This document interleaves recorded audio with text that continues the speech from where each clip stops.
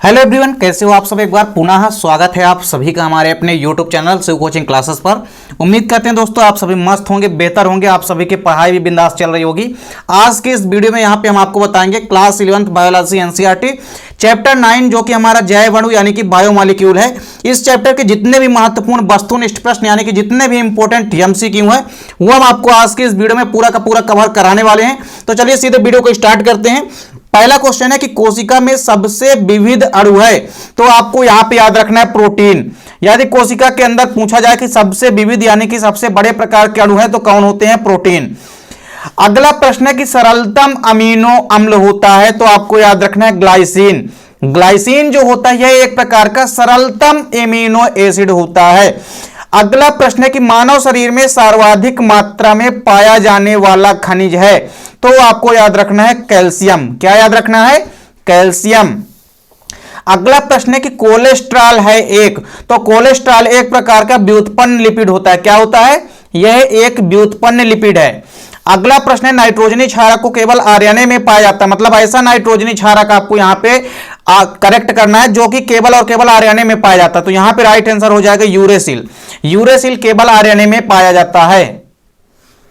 अगला प्रश्न है रासायनिक रूप से एंजाइम हैं, तो देखिए एंजाइम क्या होते हैं? प्रोटीन होते हैं। रासायनिक रूप से एंजाइम जो है मुख्य रूप से प्रोटीन होते हैं। ऑप्शन नंबर ए करेक्ट हो जाएगा। अगला प्रश्न है एल्कोहल जो है किण्वन में भाग लेने वाले एंजाइम सम्मिश्र को कहते हैं, तो इसका राइट आंसर हो जाएगा जाइमेज। अगला प्रश्न है कि दूध में कौन सा डाइसैकेराइड उपस्थित होता है? तो लैक्टोज। दूध में कौन सा डाइसैकेराइड होता है? लैक्टोज होता है। अगला प्रश्न है कि वनस्पति घी है, तो वनस्पति घी आपको याद रखना है कि संतृप्त वसा होते हैं। अगला प्रश्न है कि इंसुलिन है, तो इंसुलिन एक प्रोटीन युक्त हार्मोन्स होता है। अगला प्रश्न है कि एंजाइम का प्रोटीन भाग क्या कहलाता है? तो एपो एंजाइम क्या कहलाता है? क्या कहलाता है? Apo enzyme. नेक्स्ट क्वेश्चन है कि स्टार्च को माल्टोज में परिवर्तित करने वाला एंजाइम है, तो डाइस्टेज। कौन सा एंजाइम है? Diastase enzyme. अगला प्रश्न है कि सबसे मीठी शर्करा है, तो आपको यहां पे ऑप्शन में फ्रक्टोज जो है राइट आंसर हो जाएगा। अगला प्रश्न है देखिए कि फलों में पाई जाने वाली शर्करा का नाम है, तो फलों में आपको याद रखना है फ्रक्टोज शर्करा पाई जाती है।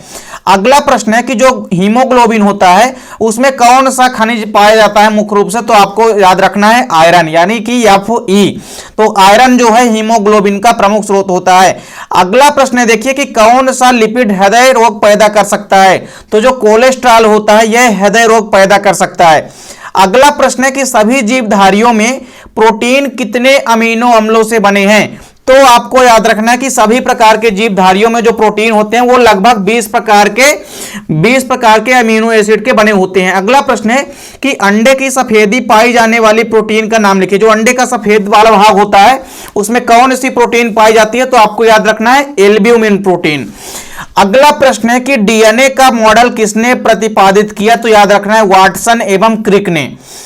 अगला प्रश्न है कि एक प्यूरिन क्षारक का नाम बताना है आपको जो कि डीएनए में पाया जाता है। तो डीएनए में पाए जाने वाले प्यूरिन क्षारक आप एडेनिन लिख सकते हैं या इसके अलावा ग्वानिन भी लिख सकते हैं।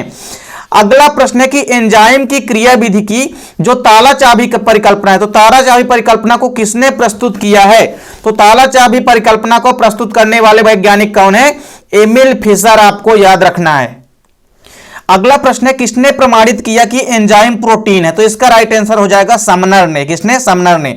अगला प्रश्न है कि किस एंजाइम का उपयोग कपड़े धोने के अपमार्जक में होता है? तो इसका राइट आंसर हो जाएगा प्रोटीएज एंजाइम का। अगला प्रश्न है एंजाइम शब्द का प्रयोग सबसे पहले किसने किया? तो कोहने ने किया था। किसने किया था? कोहने ने किया था। अगला प्रश्न है सर्वप्रथम किसने एंजाइम की खोज की गई? मतलब आपको बताना है सर्वप्रथम किस एंजाइम की खोज की गई? तो इसका राइट आंसर हो जाएगा जाइमेज एंजाइम की। सबसे पहले जाइमेज एंजाइम की खोज की गई। इसके बाद अगला प्रश्न है सुक्रोज, माल्टोज व लैक्टोज किस डाइसैकेराइड के अंतर्गत आते हैं? तो आपको याद रखना है ओलिगोसैकेराइड के अंतर्गत। अगला प्रश्न है किस एंजाइम की क्रियाशीलता के लिए धातु आयन की आवश्यकता होती है? तो किस एंजाइम की क्रियाशीलता के लिए? तो आपको याद रखना है को एंजाइम की। अगला प्रश्न है वह एंजाइम जो मंड को शर्करा में बदलता है वह क्या कहलाता है? तो एमाइलेज एंजाइम। एमाइलेजेज एंजाइम जो है यह मंड को शर्करा में बदलता है। अगला प्रश्न है कि जल जो है अपघटनी एंजाइम समूह क्या है? तो जल अपघटनी एंजाइम समूह क्या होता है? एस्टेरेज एंजाइम। अगला प्रश्न है कि कोशिका में उपस्थित संपूर्ण प्रकीर्णों यानी संपूर्ण एंजाइमों में से कितने प्रतिशत केवल माइटोकॉन्ड्रिया में होते हैं? तो केवल और केवल आपको याद रखना है 70%। तो संपूर्ण कोशिका में पाए जाने वाले जितने भी एंजाइम हैं उनमें से केवल 70% भाग जो प्रोटीन होते हैं वो माइटोकॉन्ड्रिया में पाए जाते हैं। अगला प्रश्न है किसी कोशिका में पाए जाने वाले सभी अणुओं को एक साथ क्या कहते हैं? तो इसे हम कोशिकीय पूल कहते हैं। क्या कहते हैं? कोशिकीय पूल कहते हैं। अगला प्रश्न है कि वाल, त्वचा, नाखून, सींग व पंख में उपस्थित प्रोटीन का नाम बताइए। तो इसका राइट आंसर हो जाएगा केराटिन। क्या हो जाएगा? Keratin protein. अगला प्रश्न है कि लौह तत्व की कमी से कौन सा रोग होता है? तो आपको याद रखना है एनीमिया रोग होता है। अगला प्रश्न है कि जैव झिल्लियों में पाया जाने वाला प्रोटीन क्या कहलाता है? तो जैव झिल्लियां जो होती है उनमें मुख्य रूप से कौन सी प्रोटीन होती है? लाइपोप्रोटीन होती है। अगला प्रश्न है डीएनए तथा आरएनए किसके बहुलक होते हैं? तो आपको याद रखना है न्यूक्लियोटाइड के। अगला प्रश्न है प्रोटीन अणु में अमीनो अम्ल अणुओं के बीच पाया जाने वाला बंध कहलाता है? तो आपको याद रखना है पेप्टाइड बंध कहलाता है। अगला प्रश्न है कि प्रोटीन संश्लेषण के समय अमीनो अम्लों को ढोने वाले पदार्थ क्या कहलाते हैं? तो इसका राइट आंसर हो जाएगा टीआरएनए। क्या हो जाएगा? टीआरएनए हो जाएगा। अगला प्रश्न है कि प्रकृति में पाई जाने वाली सबसे मीठी शर्करा का नाम लिखिए। तो आपको याद रखना है फ्रक्टोज। देखिए यहां पे प्रकृति में पूछा गया, यह चीज जरूर आप ध्यान में रखिएगा कि प्रकृति में जो पाई जाने वाली शर्करा होती है तो उनमें फ्रक्टोज। अगला प्रश्न है कि घेंघा रोग किस तत्व की कमी से होता है? तो आपको याद होना चाहिए कि आयोडीन की कमी से होता है। तो इस प्रकार यहां पे जितने भी इंपॉर्टेंट क्वेश्चन थे चैप्टर यहां पे 9 के वो हमने आपको प्रोवाइड करा दिए हैं। उम्मीद करता हूं वीडियो पसंद आई होगी। वीडियो यदि अच्छी लगे तो लाइक और कमेंट जरूर कीजिए।